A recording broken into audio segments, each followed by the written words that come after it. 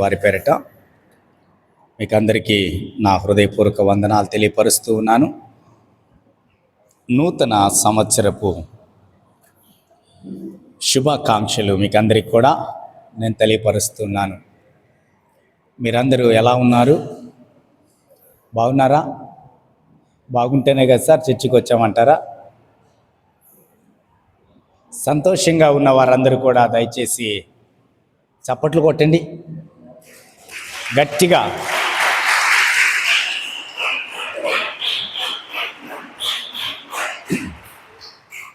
ఇప్పుడు ఒక ప్రశ్న మీకు.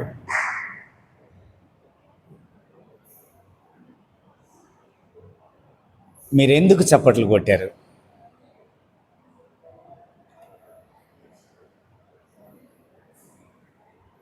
మీరు ఎందుకు చప్పట్లు కొట్టారు? మీరు కొట్టమన్నారు కదా, కొట్టకపోతే అడుగుతారని కొట్టాము అంటారా? అంతేనా? దీనికి ముందు నేను అడిగాను కదా, సంతోషంగా ఉన్నవారు చప్పట్లు కొట్టండి అని. మీరందరూ కూడా సంతోషంగా ఉన్నట్లుగా నాకు అనిపిస్తూ ఉంది. అయితే నాయన, వెనకాల ఇద్దరు సండే స్కూల్ విద్యార్థులు ఒక పెద్ద మీటింగ్ పెట్టున్నారు. ఆ మీటింగ్ని మీరు ఎవరైనా భగ్నం చేసి దయచేసి వారిని విడగొట్టి మన మధ్యలోకి తీసుకురండి. వాళ్ళు ఒక సమావేశం పెట్టారు అక్కడ. కాబట్టి ఆ సమావేశాన్ని రద్దుపరుచుకొని నాయన మీరందరూ చర్చిలో కూర్చుంటే దయచేసి రండి రండి, మీరు మాట్లాడుకోకండి, ముందుకు వచ్చి కూర్చోండి. చిన్నపిల్లలందరూ కూడా ముందుకు వచ్చి కూర్చోండి. బాయ్స్ కూడా ముందుకు వచ్చి ఇక్కడ ఒక చాప వేయండి అమ్మా. వీళ్ళకి కూడా, అబ్బాయిలకి పాపలకు కూడా ఒక చాప వేయండి, ఆడపిల్లలకి, సండే స్కూల్ వారికి. వీళ్ళని మనం ఈరోజు సండే స్కూల్ ఏదైనా వదిలేస్తే వీరు ప్రత్యేక సమావేశం ఏర్పాటు చేసుకుంటున్నారు వెనకాల కూర్చొని. సరే, ఈ సమయంలో చదవబడిన లేఖన భాగాన్ని దయచేసి మరలా చదువుకుందాం. ఆల్రెడీ సమయం ఇప్పుడు 12 అయిపోయింది. వాస్తవంగా మనము వర్తమానం అయిపోయి బల్లలోకి వెళ్ళేటువంటి సమయం ఇది. అయినప్పటికీ మిమ్మల్ని ఇన్ టైంలోనే నేను మిమ్మల్ని భోజనానికి పంపించేస్తాను. కాబట్టి దయచేసి ఈ సమయంలో కొద్ది నిమిషాలు మీరు అల్లరి చేయకుండా కానీ ఉంటే, చిన్నపిల్లలందరూ ముందు వచ్చి కూర్చోండి అమ్మా. సండే స్కూల్ బిడ్డలందరూ కూడా దయచేసి ముందుకు వచ్చి కూర్చోవలసిందిగా ప్రభు పేరిట మనవి చేస్తున్నాను. ఈ సమయంలో చదవబడిన లేఖన భాగాన్ని మరలా ఒకసారి చదువుకుందాము. యెహోవా మర్మము ఆయన యందు భయభక్తులు గల వారికి తెలిసి ఉన్నది. ఆయన తన నిబంధనను వారికి తెలియజేయును. దయచేసి ఇంకా నా వైపు మీ దృష్టి ఉంచండి. క్లుప్తంగా ఈ మాటలు మనము మాట్లాడుకోబోతూ ఉన్నాం. గత రాత్రి కాలంలో దేవుడు మనతో అద్భుతంగా మాట్లాడాడు. అనేక మందిని దర్శించాడు. అనేక మంది వారి యొక్క హృదయాలను దేవునికి సమర్పించారు గత రాత్రి కాలంలో, అవునా కదా? అయితే పులిపిండి తీసివేసిన తరువాత ఏంటి, పులిసిన పిండిని అది బయట పారవేయమన్నాడు కదా దేవుడు. ఆ పులిపిండి అనేది కూడా ఏంటో కూడా పౌలు గారు చాలా చక్కగా మనకి వివరించారు.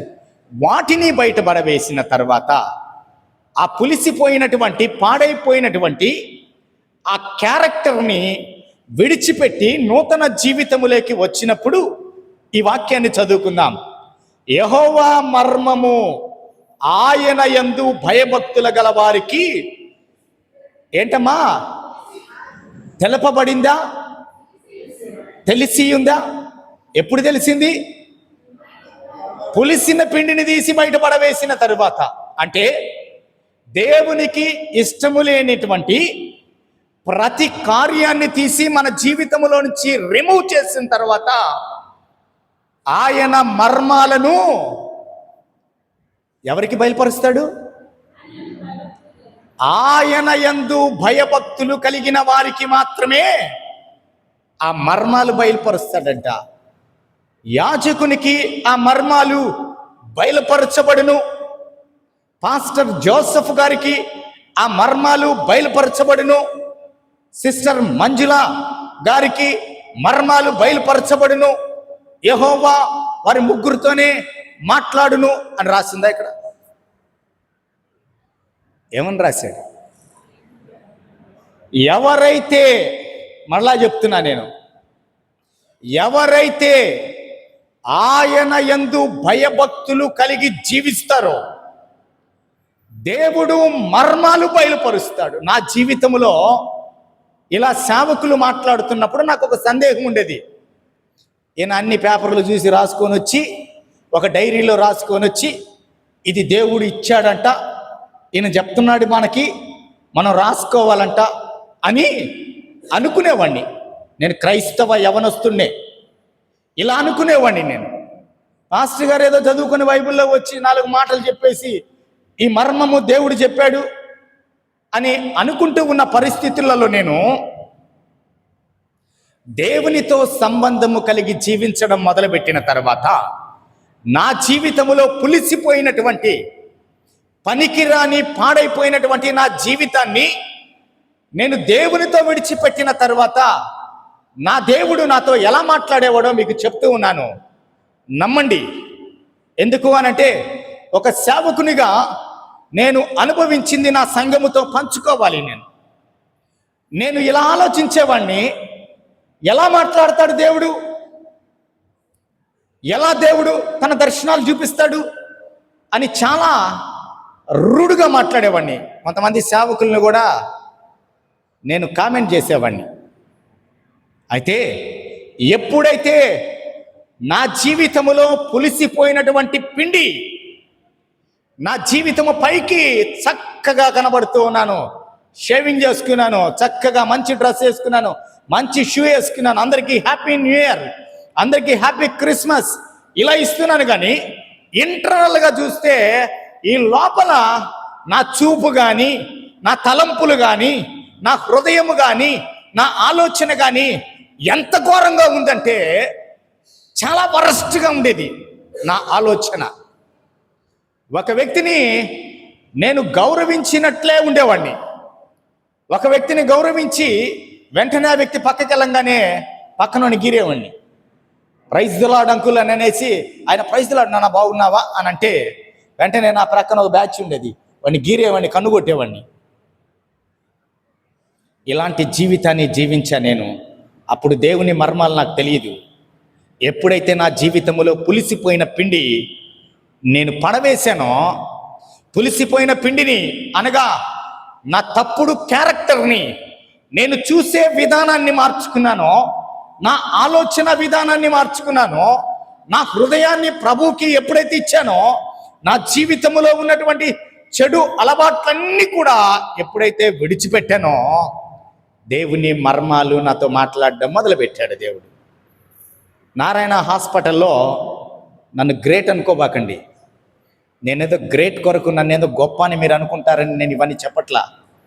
నా దేవుడు నా ద్వారా జరిగించిన కార్యాల్లో ఒక కార్యాన్ని చెప్తాను. నా సహవాసానికి ఒక సహోదరి వచ్చేది, బిడ్డకి బాగలేదనేసి నారాయణ హాస్పిటల్కి తీసుకొని వెళ్ళారు. వాళ్ళు ఒక 1 వీక్ నుంచి జ్వరము తగ్గట్లేదని తీసుకెళ్లారు. ఒక 4 సంవత్సరాల పాపని తీసుకెళ్ళిన తర్వాత వాళ్ళు ఏం చేశారంటే ఒక 3 రోజులు పెట్టుకొని ఏమన్నారంటే, ఆ పాప చనిపోద్ది, మీరు ఆడకి తీసుకెళ్ళినా అంతే, కాబట్టి ఇక్కడే పెట్టుకోండి పాపని, చనిపోయిన తర్వాత పాపని తీసుకెళ్ళి పడేద్దురు మీరు అని డిసైడ్ చేశారు నారాయణ హాస్పిటల్లో. నాకు ఏడుస్తూ ఫోన్ చేసింది అమ్మాయి. తెల్లవారుజామున 5 గంటలకి నాకు ఫోన్ చేసింది. రాత్రి ఫోన్ చేసింది, మర్చిపోయాను. రాత్రి ఫోన్ చేసింది. నేను బాగా దేవునితో సంబంధం కలిగి ఉన్నాను, ప్రార్థనలో కూర్చున్నాను. దేవుడు ఏం చెప్పాడంటే అక్కడి నుంచి ఆ పాపని బయటికి తీసుకొచ్చేయమంటున్నాడు. పాపని బయటికి తీసుకురమ్మంటున్నాడు దేవుడు అక్కడి నుంచి. వాళ్ళు ఫిక్స్ అయిపోయారు. ఆ అమ్మాయి భర్తకి రక్షణ లేదు, ఆ అమ్మాయి రక్షణ పొంది ఉంది. పరిగెత్తుకుంటా నేను బాబాయ్ ఇద్దరం కలిసి రాత్రి వెళ్ళాం, ప్రార్థన చేశాం. పొద్దున్నే 5 గంటలకల్లా దేవుడు మాతో మాట్లాడింది. దేవుడు ఇక్కడ ఉంచొద్దన్నాడమ్మా, తీసుకెళ్ళిపోమ్మంటున్నాడు పాపని. పాప బ్రతుకుద్ది అంట. దేవుడు చెప్తున్నాడంటే doctor, female doctor, lady doctor నాతో మాట్లాడింది. మీరెవరు అనింది. నేను పాస్టర్ గారినండి అని అన్నాను. వైద్య శాస్త్రం ప్రకారంగా మీకు ఒక మాట చెప్తున్నానండి. ఆ పాపకి కిడ్నీలు, లివరు మొత్తము కూడా ఇన్ఫెక్షన్ అయింది. పాప చనిపోద్ది, బ్రతకదు. మీరు అలా అని రాసిస్తే ఈ పాపని డిశ్చార్జ్ చేస్తాం మేము అని అన్నారు. వాళ్ళు కాదు, నేను రాసిస్తానని చెప్పని కూర్చొని వైట్ పేపర్ తీసుకొని నేను మ్యాటర్ రాసి వాళ్ళ మదర్కి, అమ్మాయి శాంతికి, ఆ అబ్బాయిని ఇద్దరిని కూర్చోబెట్టి సంతకాలు పెట్టించాను. చిల్లి గవ్వ డబ్బులు లేవు వాళ్ళ దగ్గర. కానుకలు పెట్టి తీశాను, ఓపెన్ చేశాను. ఆ పాస్టమ్ గారికి ఫోన్ చేశాను. కానుకల పెట్టిలో ఎంత ఉంది టీ బయటికి అన్నాను. డబ్బులు తీసింది, పట్టుకొని వచ్చింది. అంబులెన్స్ మాట్లాడాను. ఇమ్మీడియట్గా ఎవరు ఏమీ మాట్లాడుతున్నా కానీ నన్ను దేవుడు ఒకే ఒక మాట చెప్పాడు, ఆ పాపని అక్కడ ఉంచొద్దు, తీసేయి బయటికి అని అన్నాడు దేవుడు. తీసుకొని వచ్చి అంబులెన్స్లో ఎక్కించాం, ఆక్సిజన్ పెట్టాం, చెన్నైకి పంపించాం. చెన్నై అంతా తెలుసు వాళ్ళకి. చెన్నై వాళ్ళ బంధువులు ఉంటే అక్కడ ఎగ్మూర్ ఆ హాస్పిటల్లో ఆ పాపను తీసుకొని వెళ్ళారు. తీసుకొని వెళ్తే ఉదయం నుంచి ఏం భోంచేయలే నేను. నాకు పాప లేదు అప్పుడు, బన్ను పాప పుట్టలా ఇంకా మాకు. మేము దేవుని దగ్గర అడుగుతున్నాం పాప కావాలని, బిడ్డ కావాలని. నేను నా భార్య కరెక్ట్గా 12 గంటలకు ఇంటికి వచ్చి తలస్నానం చేసి వాళ్ళు బయలుదేరారు. వచ్చి మోకరించి ఏడ్చి కన్నీరు కార్చి ప్రార్థన చేశాం. ప్రభా, ఆ బిడ్డ బ్రతకాలి, నువ్వు నాతో మాట్లాడావు కదా, అక్కడి నుంచి తప్పించమన్నావు. తప్పించాను, నా ఓన్ రిస్క్ అన్నాను. అప్పుడు ఆ రోజు ఆ కుటుంబం మొత్తము ఆ పాప తండ్రికి సంబంధించిన నానమ్మ, తాత, అత్తలు, మామలు అందరూ కూడా ప్రభువుని అంగీకరించలా. ఈ అమ్మాయి ఒక్కటే అంగీకరించింది ప్రభుని, శాంతి. అయితే ఆ రోజు వాళ్ళు ఒక మాట అన్నారు మాతోటి. నేను ఆ బిడ్డను తీసుకొని బయటకు వస్తూ ఉంటే, ఆ పాపని పేరు గ్రీటీ, ఆ పాప పేరు, తీసుకొని బయటకు వస్తూ ఉంటే వాళ్ళు అన్నారు, అయ్యా ఈ పాప కానీ బ్రతికిందంటే ఇక్కడ ఉన్నామయ్యా మేమంతా, మొత్తం దాదాపు 15-20 మంది ఉన్నారట. యేసయ్య దేవుడని నమ్ముకుంటాం మేము. హాస్పిటల్లో వాళ్ళు మాకు ఇచ్చిన మాట. ఇప్పుడు నా మీద ప్రెజర్ ఎక్కువైపోయింది. ఇంకా దేవుని దగ్గరికి వెళ్ళా, ప్రభువా ఒక దెబ్బకి 2 పిట్టలు కాదు ప్రభువా, ఒక దెబ్బకి 15-20 పిట్టలు పడిపోతున్నాయి. ఇప్పుడు అద్భుతం నువ్వు చేయాలి. ప్రార్థన చేస్తూ ఉన్నాం. అన్కాన్షియస్, పాప మాట్లాడట్లేదు, అలా పడుకొని ఉంది. ప్రాణమైతే ఉంది కానీ పాప ఏం మాట్లాడలేని పరిస్థితి, కదలట్లేదు పాప 2 రోజుల నుంచి. ప్రార్థన చేస్తూ ఉన్నాం. 1 గంటకి మా ప్రార్థన అయిపోయిన తర్వాత ఫోన్ చేశాను. మహేష్ ఎక్కడున్నారు అన్నాను. అన్నయ్య చెన్నై ఎంటర్ అయిపోయామన్నయ్య. ఎట్లా ఉంది పాప కంటే? అన్నయ్య చెన్నై ఎంటర్ అయ్యాం, పాప కదలడం మొదలుపెట్టింది.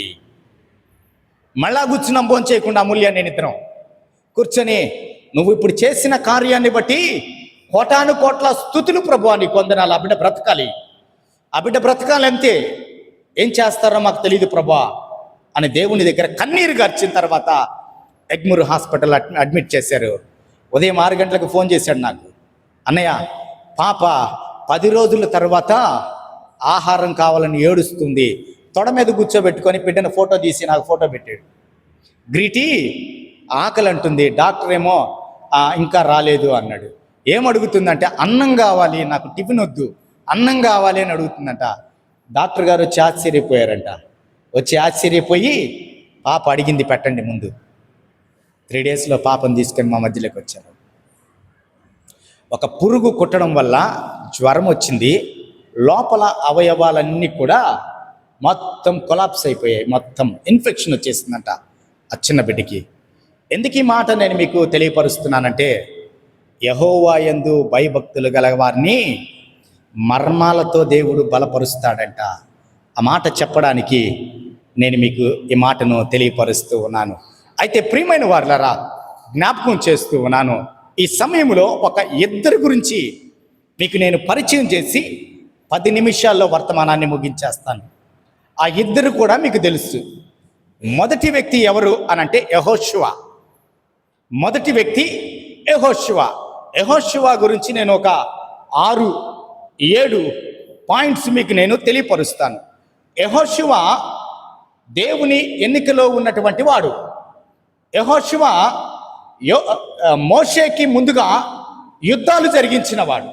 ఏంటి, దేవుడు యుద్ధం చేయమంటే మోషేతో చెప్తే, వేగు చూసి రమ్మంటే ఏ పని చెప్తే ఆ పని చేశాడు. ఇప్పుడు యెహోషువ ఎలాగున్నాడు అనంటే చాలా ప్యూర్గా మారిపోయాడు యెహోషువ. ఎందుకు అనంటే మోషేతో దేవుడు మాట్లాడడము, మోషే యెహోషువకి చెప్పడము, యెహోషువ వెళ్ళిన దగ్గర విజయం వస్తుంది. అవునా? ఇప్పుడు యెహోషువ దేవునికి బాగా దగ్గరైపోయాడు. యెహోషువ జీవితాన్ని దేవునికి దగ్గరగా నిలబెట్టేశాడు. నిలబెట్టిన తర్వాత ఇప్పుడు మోషే కాలం అయిపోయింది. మొదటి అధ్యాయము 1 నుంచి 9 వచనాలు మీరు ఇంటికి వెళ్ళి చూసుకోండి. రెఫరెన్స్ ఇస్తున్నాను, సమయం లేదు. యెహోషువ మొదటి అధ్యాయము మొదటి 9 వచనాల్లో దేవుడు ఇప్పుడు డైరెక్ట్గా యెహోషువతో మాట్లాడుతున్నాడు. గుర్తుపెట్టుకోండి, పులిసిపోయిన పిండి రోత బ్రతుకు పాత బ్రతుకు విడిచిపెట్టిన తర్వాత దేవుడు మాట్లాడడం మొదలు పెడతాడు. ఓకేనా? దేవుడు యెహోషువతో మాట్లాడాడు. ఏమని మాట్లాడాడో మీరు చదువుకోండి దాంట్లో.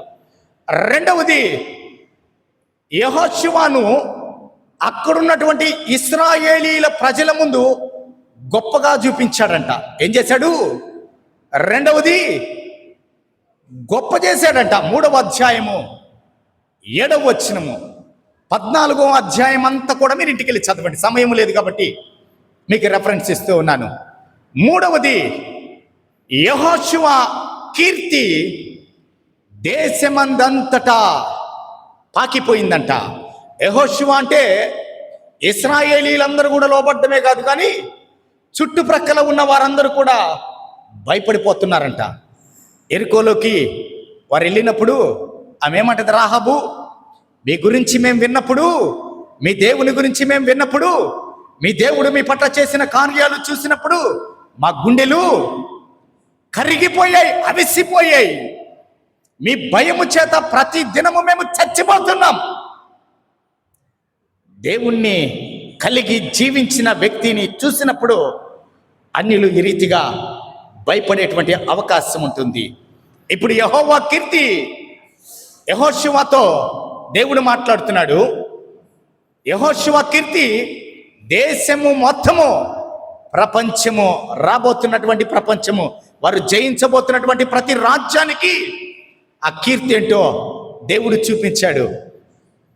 నాలుగవది, యెహోషువ నడిపిస్తూ ఉన్నటువంటి ఈ ప్రజలు కానీ ఒకవేళ పొరపాటు చేస్తే, ఈ ప్రజలు ఏదైనా సీక్రెట్ యెహోషువకి తెలియకుండా, దేవునికి తెలియకుండా ఏదైనా తప్పు చేసినా, పాపము చేసినా దాన్ని బయలుపరుస్తూ ఉన్నాడు యెహోషువకి. ఏం చేశాడు ఆయన? ఆకాను ఏం చేశాడు? ఆకాను చేసిన పాపాన్ని దేవుడు, లే, పాపము జరిగింది యెహోషువ, మీకు ఓటమి వచ్చిందంటే, మీ యొక్క సైన్యములో, మీ కుటుంబములో మీకు ఓటమి వచ్చింది అనంటే పాపం ఉంది, పట్టుకోవండి. ఎవడు పాపం చేశాడో వాడిని పట్టుకో. బయలుపరిచాడు. ఆకాన్ని పిలిచి అడిగితేనే అవునయ్యా అన్నాడు. అంతేగాని ఆకాను చేసిన పాపము ఎవరికి తెలియదు. దేవుడు మర్మాలు బయలుపరిచేవాడంట. ఏంటి? తప్పు చేస్తే ఆ తప్పును దేవుడు చూపిస్తాడంట. ఐదవది, 5 ఈ 7వ అధ్యాయంలోకి వెళ్తే మీకు ఆ తప్పు గురించి అర్థమైపోతుంది. 7వ అధ్యాయం చూసుకోండి. ఆకాను చేసిన పాపము పట్టబడింది. 7వ అధ్యాయం మొత్తం చదవండి మీరు. 7, 8, దానికి ముందు 6 కూడా చదివితే మీకు సబ్జెక్ట్ అర్థమైపోతుంది. తర్వాత 5వది, 31 మంది రాజుల్ని, ఏంటి 31 మంది రాజులను యెహోషువ జయించాడంట. సామాన్యమైన విషయమా? ఇప్పుడు ఆలోచిద్దాం. 31 దేశాలను ఒకవేళ ఏ దేశమన్నా జయిస్తే ఇంకా ప్రతి దేశం ఆ దేశాన్ని చూసి భయపడిపోతుంది. యెహోషువ నాయకత్వములో ముందు నిలబడ్డాడు యెహోషువ. ఇప్పుడేం జరుగుతుంది? ఆర్డర్లు వేస్తారు. ఏమని? ప్రధానులు, రాష్ట్రపతులు, అధ్యక్షులు ఆ దేశం మీద యుద్ధం చేయండి అని, వీళ్ళు మాత్రం కోటలో కూర్చుంటారు, వాళ్ళు యుద్ధం చేస్తారు. కానీ యెహోషువ అలా కూర్చోలా. యెహోషువ ఏం చేశాడు? చాలా భిన్నంగా యుద్ధానికి సన్నద్ధుడై ముందు నిలబడ్డాడంట. వెనక సైన్యం ఉంది. సైన్యము వెళ్ళి జయించమంటే ఫస్ట్ కలబడింది యెహోషువనే కలబడ్డాడంట. ఏంటి? ఫైట్ ప్రారంభించింది కూడా యెహోషువనే. ఎక్కడో కూర్చొని Z కేటగిరీలో కూర్చొని, Z+ కేటగిరీలో కూర్చొని ఆర్డర్ పాస్ చేయాల. యెహోషువ కత్తి దూశాడు, యుద్ధ రంగంలో దిగాడు, 31 మంది రాజులను సంహరించేశాడంట. జయించే బలాన్ని దేవుడు యెహోషువకి ఇచ్చాడంట. ఆరవది చూద్దాం. 12వ అధ్యాయము యెహోషువ జయించిన రాజుల గురించి 12వ అధ్యాయంలో ఉంటుంది. 6వది చూద్దాం. యెహోషువ ప్రార్థన చేస్తాడంట. ఎలా ప్రార్థన చేస్తాడంటే ఆ ప్రార్థనలో విశ్వాసము లేకుండా ప్రార్థన చేయడంట. మనం ప్రార్థన చేస్తాం, ఏదైనా బిడ్డకి జ్వరం వచ్చినప్పుడు ప్రార్థన చేసుకోమన్నారు కాబట్టి పాస్టర్ గారు ప్రభా ఈ జ్వరం తీసేసేయి అని తర్వాత మళ్ళీ వెంటనే ఏం చేస్తాం, మనము వాడికి జ్వరం ఉందా లేదా మళ్ళీ చూస్తాం. మనం వాడికి తీసుకొని వెంటనే హాస్పిటల్కి వెళ్ళిపోతాం. యెహోషువ దగ్గర ఉన్నటువంటి విశ్వాసం ఎలాంటిదో ఇప్పుడు మీకు నేను చూపించబోతున్నాను. 10వ అధ్యాయము 11 నుంచి 14 వచనాల వరకు లేదా 13 వచనాల వరకు నోట్ చేసుకొని మీరు ఇంటికి వెళ్ళి చూడండి. యెహోషువ ఒక యుద్ధాన్ని ప్రారంభించాడంట, ఇంకా శత్రుశేషము అలాగే ఉండిపోయిందంట. ఎవరమ్మా శత్రువులు? అమోరీలేనా వాళ్ళు? తీయండి 10వ అధ్యాయము. అమోరీలే కదా వాళ్ళు. నన్ను చూస్తారేంటి అమోరీలు అంటే? వాళ్ళు ఎప్పుడు వచ్చారు సార్, ఎక్కడున్నారు సార్ వాళ్ళు అంటారా? ఆ కాలంలో జీవించినటువంటి ప్రజలు అమోరీలతో యుద్ధం చేస్తూ ఉన్నప్పుడు యుద్ధం పూర్తి కాలేదు, శత్రుశేషం మిగిలిపోయింది.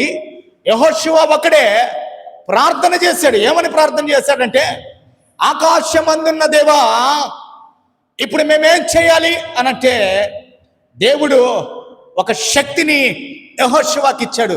ఏంటి అనంటే వాక్ శక్తిని ఇచ్చాడు.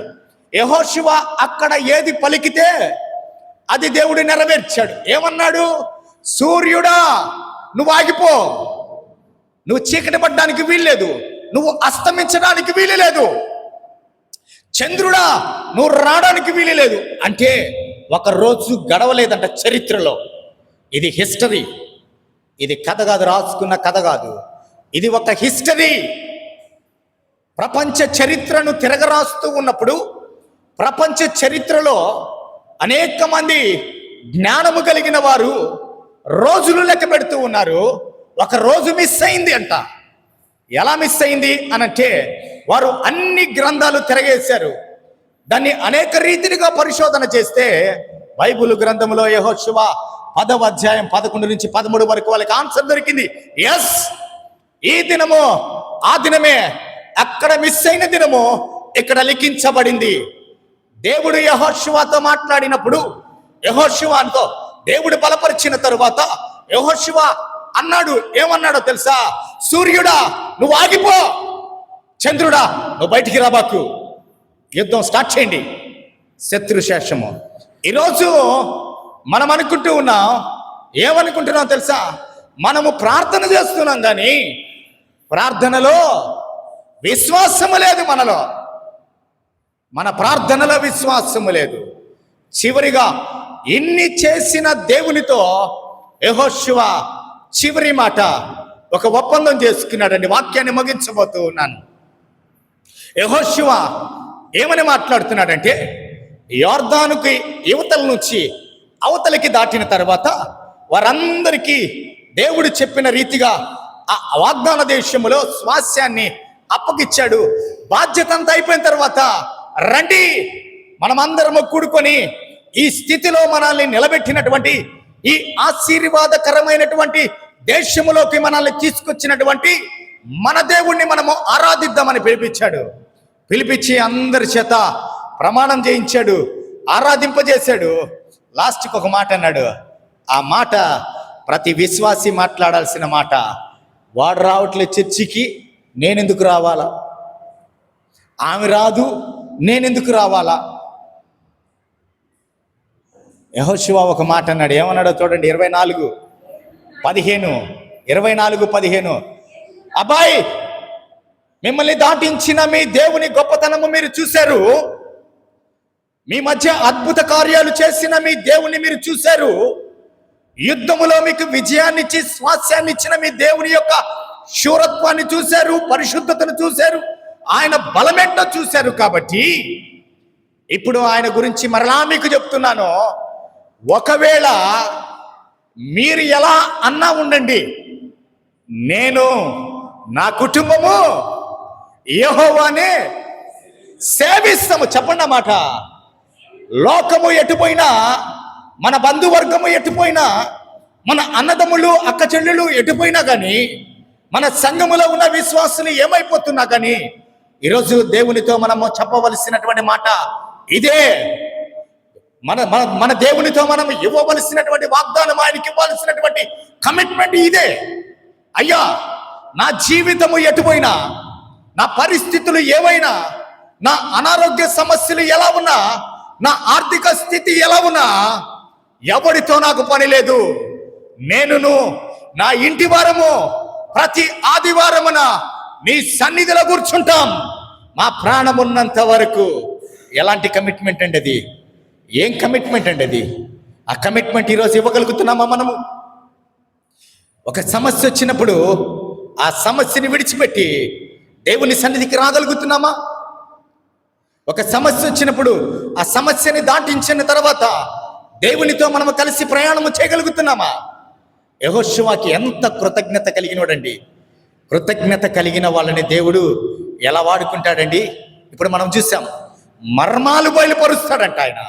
ఆయన యందు భయభక్తులు కలిగి 40 దినాలు ఉపవాసం ఉండి దేవుని సన్నిధిలో నువ్వు సరిగా ప్రవర్తించగలిగితే నువ్వు ఏం చెప్తే అది జరగాలంతే.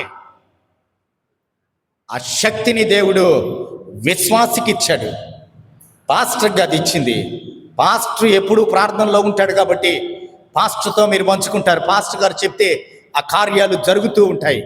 ఎందుకు అనంటే, పాస్టర్ గారు చెప్తే ఏంటి జరిగిన కార్యాలు దేవుడితో నువ్వు సంబంధం కలిగి ఉంటే జరగవా? పాస్టర్ గారు ఎవరు? ఆఫ్టర్ ఆల్ ఒక వ్యక్తి మీలాగా. నేను ఒక యవనస్తున్నే, అక్కడ కూర్చొని వర్తమానం విని ఇక్కడికి వచ్చిన వాడినే. కానీ ఈరోజు నాకు ఇటువంటి మర్మాలు కానీ, ఈరోజు నాతో దేవుడు మాట్లాడడం కానీ, ఈరోజు చెప్పింది దేవుడు జరిగించడం కానీ ఎందుకు చేశాడో తెలుసా? ఆయనతో నాకు సంబంధం ఉంది. నేను ఒక తీర్మానం తీసుకున్నాను నూతన సంవత్సరంలో. ఏంటో తెలుసా తీర్మానము? మీకు కూడా చెప్తూ ఉన్నాను. నూతన సంవత్సరంలో నేను ఒక తీర్మానం తీసుకున్నాను. ప్రభువా, నన్ను ఎంతకాలం బ్రతికిచ్చినా కానీ నేను సంవత్సరానికి అట్లీస్ట్ 3 సార్లు బైబిల్ గ్రంథాన్ని పూర్తి చేయాలి. నేను పూర్తి చేశాను ఆల్రెడీ 3 సార్లు. ఈ 2026 సంవత్సరాల్లో పూర్తి చేయాలి. 3 గంటల సేపు మోకాళ్ళొంగే శక్తిని, ఏకాంతమైన మనస్సును నాకు ఇవ్వు ప్రభువా. మొత్తము రోజులో 8 గంటలు, 24 గంటల్లో మనం ఆల్మోస్ట్ 10 గంటలు నిద్రపోతాం మనం. అవునా? 24 గంటల్లో మనం నిద్రపోతాం, 14 గంటలు పని చేస్తూ ఉంటాం. ఇంట్లో పని చేస్తాం, ఉద్యోగాలకు వెళ్తాం, వస్తాం. కానీ నా దేవునితో నేను అడిగిన మాట ఏంటంటే, 5 గంటల సేపు ఒక రోజు మీతో నేను గడపాలి ప్రభువా, నన్ను జ్ఞాపకం చేసుకో. ఇప్పుడు నేను గడుపుతున్న సమయం ఎంతో నాకు తెలుసు ప్రభువా, కానీ ఆ సమయం నాకు సరిపోవట్లేదు. ఇంకా నేను ఎక్కువ సమయము మీలో గడపాలి, నేను ఎక్కువ మీతో కలిసి నడవాలి. అనేక మర్మాలను బయలుపరిచే దేవుడవు. నేను కూర్చున్నప్పుడు ఒకానొక దినమున ప్రార్థనలో నేను కూర్చొని ఉంటే, హాస్పిటల్లో ఉన్నటువంటి వ్యక్తి పరిస్థితి చాలా ఘోరంగా ఉంటే, చెన్నై హాస్పిటల్లో ఉన్నారు వాళ్ళు, అపోలో హాస్పిటల్లో ఉన్నారు. కరోనా సీజన్లో అయిపోయిందని చెప్పేశారు డాక్టర్లు. 2 ఆక్సిజన్లు పెట్టేశారు, సిలిండర్లు అయిపోతున్నాయి, చలనము లేదు. ప్రార్థనలో కూర్చున్నాను తెల్లవారుజాము 2 గంటలకి. ప్రార్థనలో కూర్చున్నప్పుడు అవతల ఆ సహోదరి తన భర్త కొరకు, ఆమె కూడా ప్రార్థనలో ఉంది. అమ్మ ప్రార్థన చేస్తూ ఉన్నాను, ఏకీభవించు. ప్రార్థన చేసిన తరువాత దేవుడు నాకు చూపించిన ఒక దర్శనం మీకు చెప్తూ ఉన్నాను. నా గురించి మీరు తప్పుడుగా ఆలోచన చేయబాకండి. ఈయనేందో గ్రేట్ అనుకొని చెప్తూ ఉన్నాడని మీరు అనుకోకండి. దయచేసి నేను గొప్పలు చెప్పుకునే సేవకుని కాదు. కాబట్టి మిమ్మల్ని బలపరచడం కొరకు నేను కొన్ని విషయాలు మీకు నేను తెలియపరుస్తూ ఉన్నాను. ఇక్కడ ప్రార్థన చేస్తే 3 దినాల నుంచి కదలనటువంటి బాడీ 3వ దినమున ప్రార్థన ప్రారంభించాం. నజరేయుడైన యేసు క్రీస్తు నామమున ఆ దేహములోకి ప్రాణము వచ్చునుగాక అని మాట్లాడుతూ ఉండగానే అక్క గట్టిగా కేకేసింది అక్క. కేకేసి, అయ్యా మీరు ప్రార్థిస్తూ ఉన్నారు చెప్పారయ్యా విషయాన్ని. మీరు ప్రార్థిస్తూ 2 బొట్నేళ్ళు కదిలిస్తూ ఉన్నాడు అతను చూడండి అని మీరు మాట్లాడారు. నేనెక్కడో శాంతినగర్లో అపార్ట్మెంట్లో నా రూమ్లో నేను మూలన కూర్చొని ప్రార్థన చేస్తున్నాను. చెన్నై అపోలో హాస్పిటల్లో ఆ వ్యక్తి ఎక్కడో మరణ పడక మీద ఉన్నాడు. తన తమ్ముళ్ళు అన్నలు అందరూ కూర్చొని ఉన్నారు అక్కడ. ఎస్ అక్క, 7 రోజుల్లో డిశ్చార్జ్ చేసుకొని దేవుడు తీసుకొని రాబోతున్నాడు అక్క.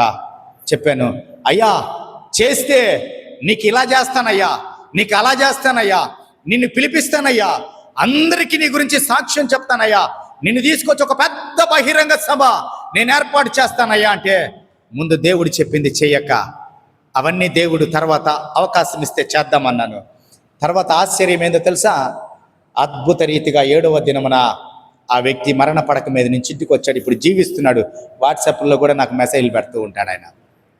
అద్భుత రీతిగా వచ్చిన తర్వాత 3 సంవత్సరాలు సర్వీస్ చేశాడు రైల్వేలో, ఒక ఆఫీసర్ క్యాడర్లో రిటైర్ అయిపోయాడు. ఆయన స్తుతికుడికి పెట్టుకుంటే నేను చిన్న ఇన్విటేషన్ కూడా నాకు ఇవ్వాల. వాళ్ళు వచ్చిన తర్వాత స్తుతికుడికి పెట్టుకున్నారు. ఆయన బ్రతికాడని స్తుతికుడికి పెట్టుకుంటే కనీసం నన్ను పిలవల. మనిషి జీవితం ఇంతే.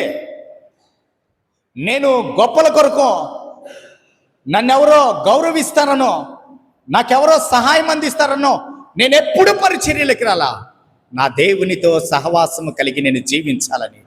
ఈరోజు ఈ మాటలు మీతో ఎందుకు చెప్తున్నానంటే, నాతో మాట్లాడిన దేవుడు మీతో మాట్లాడ్డా, నా ప్రార్థన ఆలకించిన దేవుడు మీ ప్రార్థన ఆలకించడా, నాకు మర్మాలు బయలుపరిచిన దేవుడు మీకు మర్మాలు బయలుపరచడా, నాతో మాట్లాడిన దేవుడు, నన్ను బలపరిచిన దేవుడు, నాకు పరిశుద్ధాత్మనిచ్చిన దేవుడు, నాకు వరాలిచ్చిన దేవుడు నీకు కూడా ఆయన పక్షపాత.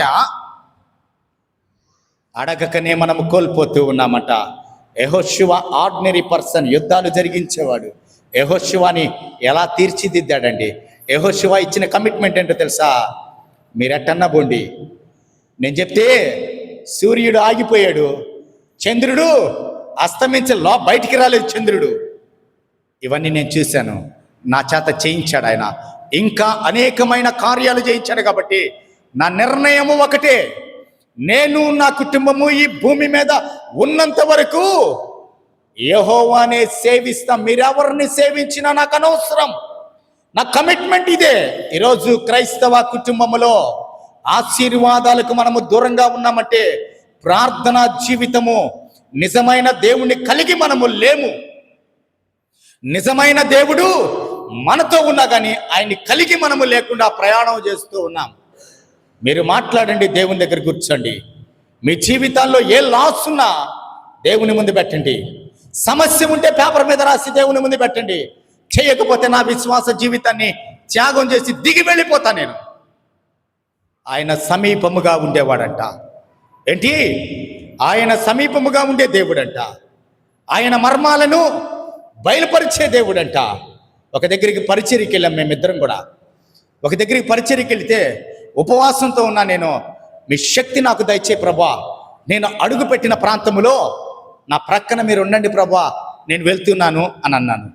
వెళ్ళిన తర్వాత ఆయన నేను ఇద్దరమే ఆ ఇంటికి వెళ్ళాం ప్రార్థనకి. ఆ ఇంటికి వెళ్తే ఆ ఉపవాసంతో ఉన్నాను.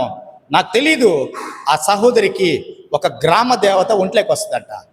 నాకు తెలీదు ఆ సహోదరికి ఒంట్లోకి గ్రామ దేవత వస్తుందంట. ఆమె పేరు కూడా పోలేరమ్మ అనే దేవత వస్తుందంట. ఆమెకి అందరూ కూడా పసుపు నీళ్లు అవన్నీ చల్లితే ఆమె శాంతిస్తుందంట. ఆమె ఇంట్లో ప్రార్థన జరుగుతుంది. నన్ను పిలిచింది, అయ్యగారు రండిని. ఇద్దరమే వెళ్ళాం ప్రార్థనకి. ఆ రోజు ఉపవాసంలో ఉన్నా నేను. నాకు తెలీదు దేవుడు నన్ను కూడా ఎలా బలపరిచాడో కూడా నాకు తెలీదు. అయ్యా మీ శక్తి నాకు కావాలి, నాతో రండి ప్రభా, వర్తమానం ఇవ్వడానికి వెళ్తున్నాను అన్నాను. అందరము ఆడ కూర్చున్నారు, చాలామంది వచ్చి గ్యాదర్ అయ్యారు. వర్తమానం అయిపోయింది. వర్తమానం చెప్తూ ఉంటే నన్ను పిలిచిన ఆమె గుడ్లు ఇంత పెద్దవి చేసింది. సోఫాలో కూర్చొని గుడ్లు ఇంత పెద్దవి చేసి పళ్ళు ఇలా అంటుంది. ఇలా అంటే ఒక్కసారిగా నాకు కూడా ఒళ్ళు జలదరిచ్చింది. నిజంగా చెప్తున్నాను, బైబిల్ గ్రంథం నా చేతిలో ఉంది, వాక్యం చెప్తూ ఉన్నప్పుడు ఒళ్ళు జలదరిచ్చింది. జస్ట్ ఇక్కడే ఉంది ఆమె, ఆ ఇల్లు చిన్నది. ఆమె అక్కడ కూర్చొని పెద్ద గుడ్లు చేసి పళ్ళు బయట పెట్టి ఆవిలిస్తుంది. నాలుగింత పెద్ద నాలికి తీస్తుంది ఆమె బయటికి. వీళ్ళ ఊరు అందరు నాతోటి తిరుగున్నారు, అందరూ ఎవరు చూడట్లా. ఆమె నాకు ఆపోజిట్లో కూర్చుంది, ఇంత పెద్ద నాలికి తీసి అంటూ ఉంటే ఒక్కసారి నాకు కూడా ఒళ్ళు జలదరించింది. కానీ నేను అడిగిన మాట ఏంటో తెలుసా? ఏలియా కెరీతు వాగు దగ్గర ఉన్నప్పుడు ఒంటరివాడే కదా ప్రభా, ఏలియా లేకుండా మీరు లేరు కదా, ఏలియాతో మీరు ఉన్నారు కదా, నాతో రమ్మని అడిగాను కదా, నా ప్రక్కన నా దేవుడు ఉన్నాడని నేను భావించాను ప్రభా. వాక్యం చెప్తూ నాతో ఉన్నందుకు వందనాలు స్తోత్రం ప్రభా, నాతో ఉన్నందుకు వందనాలు స్తోత్రం ప్రభా. నాకు దయ్యాలను వదలగొట్టే వరం లేదు, నాకు దురాత్మలను వదలగొట్టే వరం నాకు లేదు. ప్రార్థన అయిపోయింది, అందరూ బయటికి వెళ్ళిపోయారు. పాస్టర్ గారు మీరు ఒక్కళ్ళే ఉండండి అనింది ఆమె, ఒక్కళ్ళే ఉండండి అనింది. బాబాయ్ చూస్తే గాలి ఆడట్లేదని బయటికి వెళ్ళిపోయాడు. ఆమె నేనే ఉన్నాం ఇంట్లో. ఆమె ఇంత పెద్ద గుడ్లు తీసింది. ఆమె నేను ఉపవాసం కూడా ఉన్నాను సార్ పాస్టర్ గారు అని చెప్పింది నాకు. ఈమె ఎవరికి ఉపవాసం ఉందో నాకు తెలియదు. మేమిద్దరమే ఉన్నాం. వాళ్ళ పాప అంత పాప ఉంది, ఆ పాప కూడా బయటికి వెళ్ళిపోయింది. ఇప్పుడేంటి పాస్టర్ గారి పరిస్థితి? మనసులో దేవుణ్ణి స్తుతించడం మొదలుపెట్టాను. స్తుతించడం మొదలు పెడితే నాకు ప్రార్థన చేయి, వెళ్ళిపోతావేంటి, ప్రార్థన చేయి, నాకు ధైర్యం ఉంటే దమ్ముంటే రా అంటుంది నన్ను. అంటూ ఉంటే అలాగే నిలబడ్డాను. మొట్టమొదటిసారి పరిచర్యలోకి వచ్చిన తర్వాత నేను నిలబడ్డాను, బైబిల్ పట్టుకున్నాను చేతటి.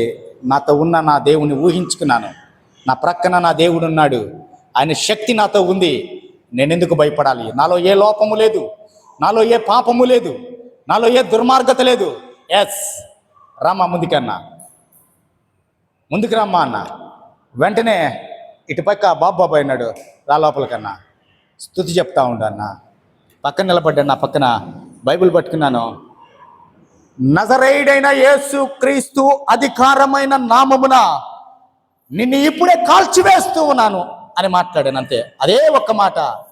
నేను మాట్లాడడము ఇక్కడ నిలబడిన ఆమె ఎగిరి దూరంగా సోఫాలో ఒక సుడిగాలి వస్తే వెళ్ళిపోయి పడిపోయినట్టుగా పడిపోయింది. నేను తాకలేదు, అంతే. నజరేయుడైన యేసు క్రీస్తు నామమున నిన్ను దహిస్తూ ఉన్నాను అని మాట్లాడాను. దూసుకొని వెళ్ళిపోయి పడిపోయింది అక్కడ. నేనే ఆశ్చర్యపోయా ఫస్ట్, ఆమె తర్వాత సంగతి. ముందు నేను ఆశ్చర్యపోయా. నాలో నా దేవుడు నాకు ఇచ్చిన శక్తి అప్పుడు గుర్తెరిగా నేను అడుగుతూ ఉన్నాను, ప్రభా నాకు శక్తినివ్వయ్యా, దురాత్మల మీద అధికారం ఇవ్వు ప్రభా. అడుగుతూ ఉన్నాను. కానీ దేవుడు ఆ దినమున నాకు ఆ వరం ఇచ్చాడని నేను గుర్తించాను. ప్రియమైన వర్లరా, ఎందుకు ఈ మాటలు తెలియపరుస్తున్నానంటే, ప్రతి వ్యక్తితో దేవుడు మాట్లాడబోతూ ఉన్నాడు. ప్రతి వ్యక్తి ఆయన స్వార్థపరుడు కాదు, ఆయన సెల్ఫిష్ కాదు. ఆయన యందు భయభక్తులు గల వారికి ఆయన మర్మాలు ఏంటి తెలియజేసిన దేవుడు. తెలియజేసే దేవుడు కాదు, తెలియజేసిన దేవుడు. అయితే ఇంకొక వ్యక్తి గురించి కూడా నేను చాలా క్లుప్తంగా వర్తమానాన్ని ముగించేస్తాను. ఒక 5 నిమిషాలు ఈ దినమున ఆ వ్యక్తి గురించి నేను మాట్లాడుతూ ఉన్నాను. రెండవ వ్యక్తి దానియేలు గ్రంథములో ఉన్నాడు. ఆయన పేరే దానియేలు. మొత్తం 12 అధ్యాయాలు ఉన్నాయి. ఆ దానియేలు గ్రంథం మొత్తం చదివితే ఆ వ్యక్తిలో ఉన్నటువంటి శక్తి ఏంటో మనము తెలుసుకోగలము. దానియేలు చెప్పినప్పుడు దానియేలు గురించి ఒక 5-6 పాయింట్స్ నేను మీకు ఇస్తాను. త్వరగా మీరు రాసుకోండి. ఆ 5 పాయింట్స్ని లేదా 6 పాయింట్స్ నేను దానియేలు మీతో పంచుకొని వర్తమానాన్ని ముగించేస్తాను. మన్నించండి, గత రాత్రి కాలంలో మీరందరూ కూడా ఉన్నారు, నేను కూడా 3 గంటలకు పడుకున్నాను. అయినప్పటికీ ప్రభు కృపను బట్టి దేవుడు నన్ను ఈ దినమున ఈ వర్తమానాన్ని కంప్లీట్గా సంఘానికి అందించమంటున్నాడు. కాబట్టి నేను ముందుకు వెళుతూ ఉన్నాను. దానియేలు ఆయన నెబుకద్నెజరు అనేటువంటి ఒక రాజు కాలములో ఆ కోటలోకి తీసుకొని రాబడ్డాడు దానియేలు. ఆ 5వ అధ్యాయము 11-12 వచనాలు మీరు చూడండి. 5వ అధ్యాయము, 4వ అధ్యాయము, 3వ అధ్యాయం కూడా మీరు చూడండి. 5వ అధ్యాయము 11-12 వచనాల్లో ఆయన కుమారుడైనటువంటి బెల్షస్సరు అనేటువంటి ఒక రాజు వచ్చాడు. అయితే ఆయన ఒక కలగన్నాడు. ఆ రాజు కలగన్న తర్వాత ఆ కలభావము చెప్పమని జ్ఞానులందరినీ పిలిచాడు. మీరు అర్థం చేసుకోవాలి. ఆ కలభావము చెప్పడానికి జ్ఞానుల్ని పిలిచాడు, గారడీ విద్య కలిగిన వారిని పిలిచాడు, మంత్రగాళ్ళని పిలిచాడు, అందరిని పిలిచాడు. పిలిస్తే అందరు రెడీ వచ్చాడు. సింహాసనాల మీద కూర్చున్నారు. అందరూ కూర్చున్నారా? సింహాసనం మీద కూర్చున్న తర్వాత రాజు ఏమన్నాడంటే, నేను ఒక కలగన్నాను, ఆ కళ భావము మీలో చెప్పగలిగిన వాడిని నేను హెచ్చించబోతున్నాను అని ప్రకటించాడు. ప్రకటించిన తర్వాత వెంటనే అక్కడున్న వాళ్ళు అన్నారు, ఏమన్నారంటే, రాజా, ఓకే, నేను మహాజ్ఞానిని, నేను మహా తెలివి కలిగిన వాడిని, నేను గారడీ విద్యలు చేయగలిగిన వాడిని, నాకు చాలా తెలివితేటలు ఉన్నాయి కాబట్టి నేను నా మంత్రశక్తితోటి ఇలా ఒక్కొక్కడు మాట్లాడుతున్నాడు. ఏమని? ఆ కళ ఏంటో చెప్పు అన్నాడు. ఏంటి కళ చెప్పమంటే రాజు ఏమన్నాడు తెలుసా? కళ గుర్తులేదు. చాలా విచిత్రంగా ఉంది కదా ఇది. కళ మర్చిపోయా. ఇప్పుడు కానీ కళ భావంగా అని చెప్పకపోతే మీ అందరిని చంపేస్తా అన్నాడు. పరిస్థితి ఏంటంటే ఒకసారి ఆలోచించండి. రూమ్లో పెట్టాడు, అందరు రెడీ అయ్యి వచ్చేసాడు. రాజుగారు పిలుస్తున్నారు కదా, అందరికీ గుర్రాలు పంపించాడు, రథాలు పంపించాడు, వచ్చి కూర్చున్నాడు. నేను కలగన్నాను అంటే అందరూ ఏమనుకుంటున్నారంటే, రాజు ఏం చెప్పాడు? నేను సింహాసనానికి నా ప్రక్కనే కూర్చోబెట్టుకుంటా, హెచ్చిస్తా దేశం మొత్తం మీద అనగానే పోటీ పడి మరి అందరూ వచ్చేసి ఇరుక్కుపోయారు. ఏమన్నాడు రాజు? ఏమన్నా తెలుసా? నేను కలగన్నాను అనన్నా. ఓహో, ఆ కలభావం ఏదో రీతిగా మనము ట్రేస్ అవుట్ చేసి చెప్పేస్తే రాజు పక్కన మనకి దేశంలో ఒక మంచి స్థానాన్ని ఇస్తానన్నాడు కాబట్టి అని తండోపతండాలుగా జ్ఞానులంతా వచ్చేసారు. కళ చెప్పు అన్నారు. అదే కదా ప్రాబ్లం బాబు, అదే నాయన ప్రాబ్లం. కళే మర్చిపోయా నేను. ఇప్పుడు మీరు కళ చెప్పాలి, భావాన్ని కూడా చెప్పాలి నాయన, రెండు చెప్పాలి. ఇప్పుడు మీరు ఒరే నాయన, వీడు సామాన్యుడు కాదే రాజు, వీడు తిక్కలోడు ఉన్నట్టున్నాడు, వీడు వరదాగొచ్చి ఎరక్కపోయినట్టున్నాం మనము.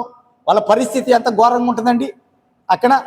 వాళ్ళందరూ కూడా ఈ రాజు కళ చెప్తే భావం చెప్పచ్చు. యోసేపు అంతే కదా, కళ చెప్పారు, భావం చెప్పాడు యోసేపు. అవునా? దేవుని ఆత్మను కలిగిన వాడు. ఇప్పుడు ఈ రాజు కళ మర్చిపోయాడు. కళ కావాలి, ఆయనకన్నా కళను గుర్తు చేయాలి, దానికి అర్థం చెప్పాలి. ఆ ఏసేండ్రా వీళ్ళందరిని అన్నాడు. వీళ్ళని జ్ఞానులని మనం పోషిస్తూ సపరేట్గా వీళ్ళకి క్వార్టర్స్లు ఇస్తున్నాము, వీళ్ళేదో మనకి ఆపద కాలంలో మనల్ని గైడ్ చేస్తారనుకుంటే వీళ్ళు వేస్ట్ ఫెలోస్, వీళ్ళు వేసేయండి మొత్తాన్ని అన్నాడు. అనగానే అక్కడ ఒక వ్యక్తి వచ్చాడు. అయ్యా ఆగు నాయన, ఒక 3 రోజులు టైం ఇయ్యి. మీ నాన్న కాలములో దేవతల ఆత్మలు కలిగిన వాడు ఒక మనుష్యుడు ఉన్నాడు. అతను మీ నాన్నకి ఇలాగే కలల భావాలు చెప్పాడు. మన దేశంలోనే ఉన్నాడంటే పట్టుకురా అన్నాడు. దానియేలుని తీసుకొచ్చారు. ఇప్పుడు దానియేలు ఎంతమందిని బతికిచ్చాడు అక్కడ? ఆ దేశంలో ఉన్న జ్ఞానులందరినీ, మంత్రగాల్ని, మాయలు చేసే వాళ్ళని, స్వామీజీల్ని అందరిని బతికిచ్చాడు. రాజా, ఎవరిని చంపనవసరం లేదు. అంటే దీని అర్థం ఏంటో తెలుసా? జీవము కలిగిన దేవుడు, యెహోషువతో తోడుగా ఉన్న దేవుడు ఇప్పుడు దానియేలు దేవుడు అయ్యాడు. యెహోషువని మాట్లాడమన్నాడు, సూర్యుడా ఆగు అంటే ఆపేశాడు. ఇప్పుడు దానియేలుతో దేవుడు ఏమని మాట్లాడాడంటే, బెల్షస్సరు అనేటువంటి ఈ రాజు కనిన కల మొత్తం చెప్పేశాడు దేవుడు. దాని భావం మొత్తం చెప్పేశాడు. కల భావాన్ని, అదే మర్మం అంటే ఏంటి? మర్మం అంటే ఏంటి? కల భావాన్ని కూడా చెప్పేశాడు. దానియేలు గ్రంథము 2వ అధ్యాయము 25 నుంచి చివరి వరకు మీరు వెళ్ళి చూసుకోండి. దానియేలులో ఏముంది అనంటే, గొప్ప శక్తిని, గొప్ప మర్మాలను, గొప్ప మాటలను దానియేలులో దేవుడు దాచి ఉంచినట్లుగా లేఖన భాగం తెలియపరుస్తుంది.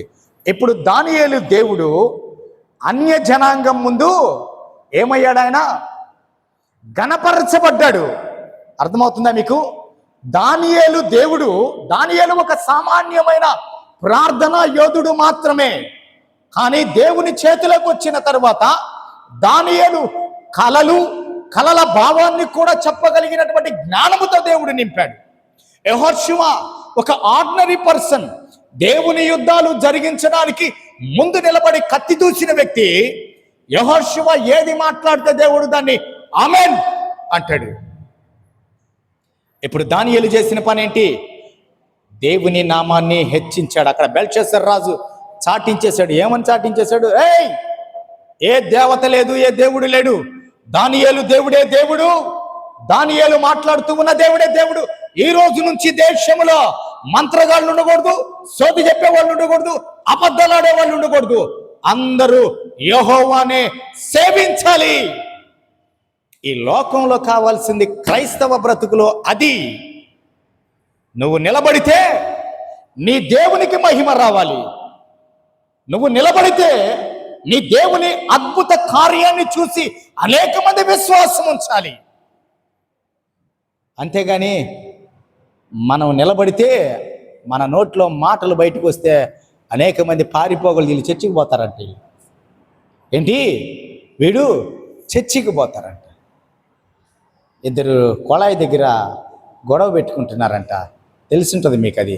చాలామంది సేవకులు కూడా చెప్పుకుంటారు ఆ మాట.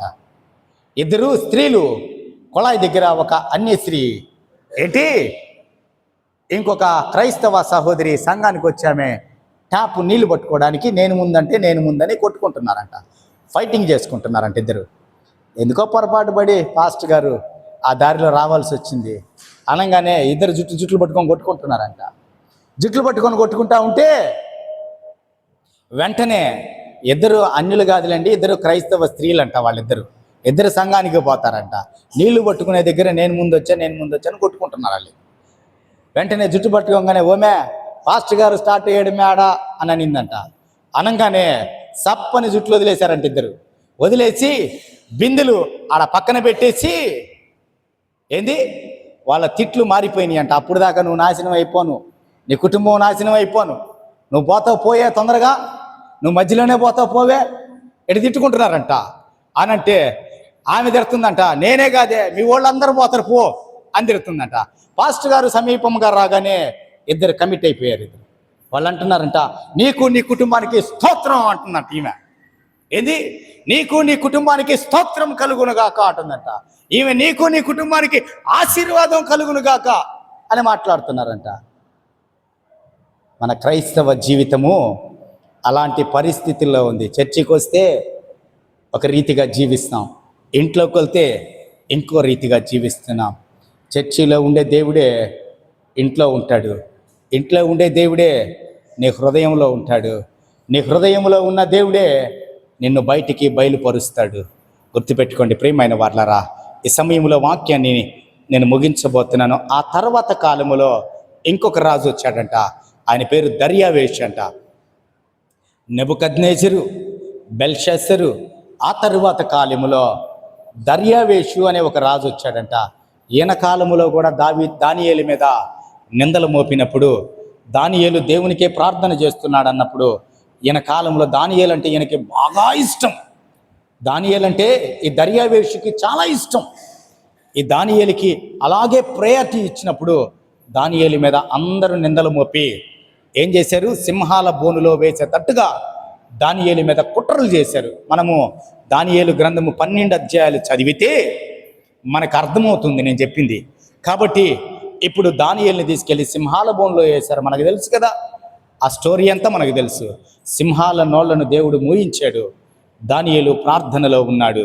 అయితే ఇక్కడ ఆశ్చర్యం ఏంటో తెలుసా? దానియేలు సింహాల బోనులో ఉన్నాడు. సింహాల బోనులో ఇంకెవరు లేరు. సింహాలు ఉన్నాయి, దానియేలు ఉన్నాడు. కానీ సింహాలకి దానియేలుకి మధ్యలో ఎవరు నిలబడ్డాడు? సర్వాధికారి అయిన దేవుడు నిలబడ్డాడు. ఆ రాత్రి దర్యావేషు రాజుకి నిద్రల. ఈ రాజు ఉపవాసం ఉన్నాడంట. ఏం చేశాడు ఈ రాజు? దానియేలు కోసం ఒక అన్యరాజు ఉపవాసం ఉన్నాడండి. ఉదయాన్నే ఏం చేసినా చేయకపోయినా ఉదయం ఎప్పుడవుతుందా అని పరిగెత్తుకుంటా రాజు సింహాల గుహలోకి వచ్చాడంట. జీవము కలిగిన దేవుని సేవకుడు అయిన చూడండి ఆయన మాట ఎంత కరెక్ట్గా ఉందో. జీవము కలిగిన దేవుని సేవకుడవైన, అంటే జీవాధిపతి అయిన దేవుని నువ్వు ఆరాధిస్తూ ఉన్నావు కదా, నీ దేవునిలో జీవం ఉంది కదా, ఆ జీవము నీకు ఇచ్చాడు కదా, కాబట్టి జీవము కలిగిన దేవుని సేవకుడవైన దానియేలు బయటికి వస్తావా అంటే, ఓయ్ రాజా వస్తున్నా అన్నాడు. దానియేలు ఏమన్నాడు? ప్రైజ్ ది లార్డ్, నేను బయటకు వస్తున్నాను అనగానే డమ్మని పడిపోయాడు రాజాడ. రాజుకి గుండె అయిపోయినంత పని అయిపోయింది. దానియేలు బ్రతికి ఉన్నాడా? వెంటనే దానియేలు బయటకు వచ్చాడు. చిత్త మహారాజా, నువ్వు అన్నట్టుగా జీవము కలిగిన నా దేవుడు నాతో ఉన్నాడు కాబట్టి ఈ క్రూర మృగాలు నన్ను ఏమీ చేయలేకపోయాయి. ఆ జీవాధిపతిని నేను నీకు తెలియపరుస్తూ ఉన్నాను కాబట్టి ఆ జీవాధిపతిని నీవు కలిగి జీవించాలి అనగానే రాజుకి ఉక్రోషం వచ్చేసింది. ఇంత మంచి సేవకుడు నా దేశంలో ఉన్నాడు, ఇంత మంచి ప్రార్థనా పరుడు నా మధ్యలో ఉన్నాడు, ఇంత మంచి దేవుని ఆత్మను కలిగినటువంటి ఒక యోధుణ్ణి ఇన్ని అబద్ధాలు చెప్పిన వాళ్ళు ఎవరు పట్టరండి రా వాళ్ళందరు, నన్ను ఎత్తుకురండి వాళ్ళందరినీ, ఎవడు రావుడు పట్టుకురండి అన్నాడు రాజు. అక్కడి నుంచి ఆజ్ఞ. అంతే, సింహాల గుహ దగ్గర రాజు సింహాసనం వేసుకున్నాడు. దానియేలుకు ఒక సింహాసనం వేసాడు. పట్టుకురండి రా వాళ్ళని అన్నాడు. మొత్తాన్ని ఎత్తుకొచ్చారు. ఏం చేశారు? వాళ్ళని లోపలికి దించారంట. సింపుల్గా ఆ గుహలోకి దించితే ఏమైపోయినాయమ్మా వాళ్ళవి? ఏమైనాయమ్మా? మాంసం లాగా తిన్నాయంట ఎముకల్ని కూడా. అవి కింద పడకముందే క్యాచ్ అన్నాయంట. అవి ఏంటి? క్యాచ్, అద్భుతమైన క్యాచ్ పట్టిందంట బార్డర్లో. వండర్ఫుల్ క్యాచ్ అంట. ఆ క్యాచ్ ఏందో తెలుసా? మనకి క్రికెట్లో చూస్తాం కదా, వాటికంటే కూడా చాలా అద్భుతంగా పట్టేసేయంట. వాళ్ళు అక్కడికి సింహాల బోనులోకి, బోన్ అంటే మామూలు బోను కాదు అది. ఆ రోజుల్లో రాజులు ఏం చేసేవారంటే కొండలు తొలిచేవాళ్ళు. కొండలు తొలిచి ఆ కొండలకి అంత మూతలాగుంటుంది అది.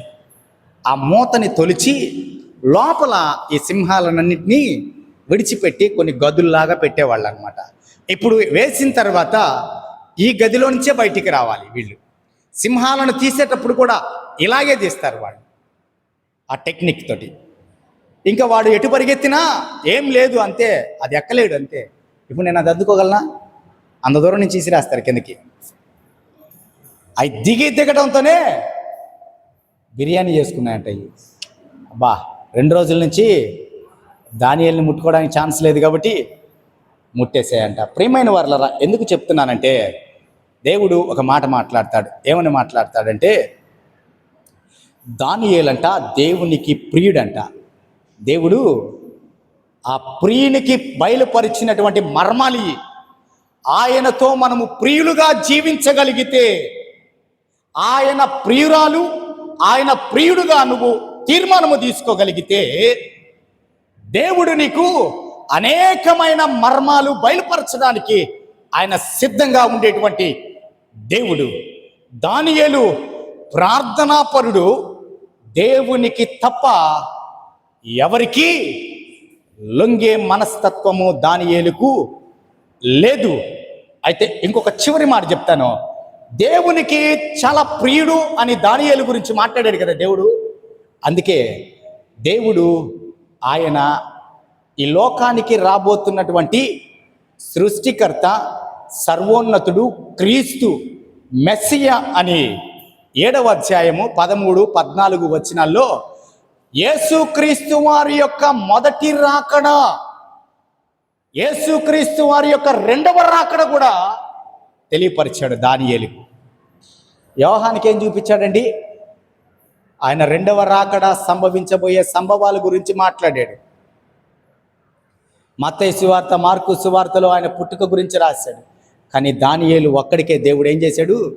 బహుప్రియుడంట దానియేలు, దేవునికి ఇష్టమైన వాడంట దానియేలుకి. అందుకే దానియేలుకి దేవుడు ఏం చూపించాడో, ఆయన మొదటి రాకడలో ఎక్కడ పుడతాడో, ఎలా పుడతాడో, మెస్సియా ఈ భూమి మీదకి రక్షకుడుగా రాబోతున్నాడని 7వ అధ్యాయము 13, 14 వచనాలు. అదే రీతిగా 9వ అధ్యాయము 25వ వచనంలో కూడా మెస్సియా రాబోతున్న సంగతి ఈ లోకానికి తెలియపరిచాడు. ఆయన 2వ రాకడ గురించి కూడా అనేక మర్మాలు దానియేలు గ్రంథములో దేవుడు బయలుపరిచాడు. ప్రియమైన వాళ్ళరా, ఎందుకు ఈ మాట చెప్తూ ఉన్నానంటే 3 విషయాలు ఈ దినమున నేను ఇంకొక 4 విషయాలను చెప్పి ముగించబోతూ ఉన్నాను. మొదటిది ఏంటంటే, దానియేలు బహుప్రియుడు కాబట్టి మర్మాలను బయలుపరిచాడంట. రెండవది ఆ యొక్క యెహోషువ దేవుడు ఏమి జరిగినా చూపించాడు. యెహోషువకి శక్తినిచ్చాడు, నడిపించాడంట. యెహోషువ ఏమన్నాడంటే, నేనును నా ఇంటి వారు రక్షణ పొంది ఉన్నాము, మేమే యెహోవాను సేవిస్తాం, మీరు ఎవరిని సేవించినా మాకు అవసరం లేదు. కాబట్టి ఒక తీర్మానము తీసుకున్నాడు. ఇక్కడ ఒకడు బహుప్రియుడయ్యాడు. అయితే ప్రియమైన వాళ్ళరా, సంఘానికి దేవుడు ఇస్తూ ఉన్నటువంటి ఈ దినమున వాగ్దానం ఏంటో తెలుసా? ఒకడు క్రొత్తగా జన్మించితే కానీ వాడు దేవుని రాజ్యాన్ని చూడలేడంట. ఒకడు క్రొత్తగా జన్మిస్తే దేవుని రాజ్యాన్ని చూడలేడంట. యోహాను 3:3. క్రొత్తగా జన్మిస్తే ఎలా ఉంటాడంటే, ఒకరిని ఒకరు ప్రేమించుకోవాలంట. ఇది ఆజ్ఞ. క్రొత్తగా రక్షణ పొందినటువంటి విశ్వాసి ఒకరిని ఒకరు ప్రేమించుకోవాలి. మన మధ్య సమస్యలు వస్తాయి, మన మధ్య అనేక ఇబ్బందులు వస్తాయి, ఎన్నో మనస్పర్ధనలు వస్తాయి. కానీ యేసుక్రీస్తు ప్రభు వారు ఇచ్చినటువంటి ఆజ్ఞ ఇది. మీకు ఇష్టమైతే చేయండి, ఆప్షన్ కాదు, ఇది ఆజ్ఞ. నువ్వు క్రొత్తగా క్రీస్తులో జన్మిస్తే ఇది నీకు యేసుక్రీస్తు ప్రభు వారు నూతన సంవత్సరంలో ఇస్తూ ఉన్నటువంటి ఆజ్ఞ. ఆజ్ఞ అంటే తప్పకుండా నెరవేర్చాల్సిందే, అంతే. నేను ప్రేమించానంటే ప్రేమించబాకు. దేవుని ఆజ్ఞను నువ్వు ధిక్కరించిన వాడు అవుతావు. నువ్వు గంటసేపు ప్రార్థన చేసిన సుఖం ఏంటి? ప్రేమించలేకపోతే ఎదుటి వ్యక్తిని, ప్రక్కన వ్యక్తిని ప్రేమించలేకపోతే, సహోదరుని ప్రేమించలేకపోతే. ఆ మాటను యోహాను సువార్త 13:34లో మీరు చూడండి. ప్రియమైన వారలారా, మూడవది, క్రొత్తగా జన్మించిన వారు ఎలా ఉండాలి? 1 పేతురు 2వ అధ్యాయం, 1 పేతురు 2వ అధ్యాయము 2-3 వచనాల్లో చూస్తే, మీరు క్రొత్తగా జన్మించిన శిశువులను పోలి ఉండాలంట. ఆ బిడ్డలకి కల్మషం తెలుసా వాళ్ళకి? ఇప్పుడు కొడితే మళ్ళీ తర్వాత వచ్చి గరుచుకుంటారు మనల్ని. మా నాన్న, మా అమ్మ అని గట్టిగా గరుచుకుంటారు. వాళ్ళకి కల్మషం తెలీదు. నువ్వు క్రొత్తగా జన్మిస్తే క్రీస్తులో శిశువును పోలి ఉంటావంట. 4వది, నువ్వు క్రొత్తగా జన్మిస్తే నీకు ఆయన భాషల వరమును దయచేయబోతాడంట. ఏంటి? మార్కు సువార్త 16:17.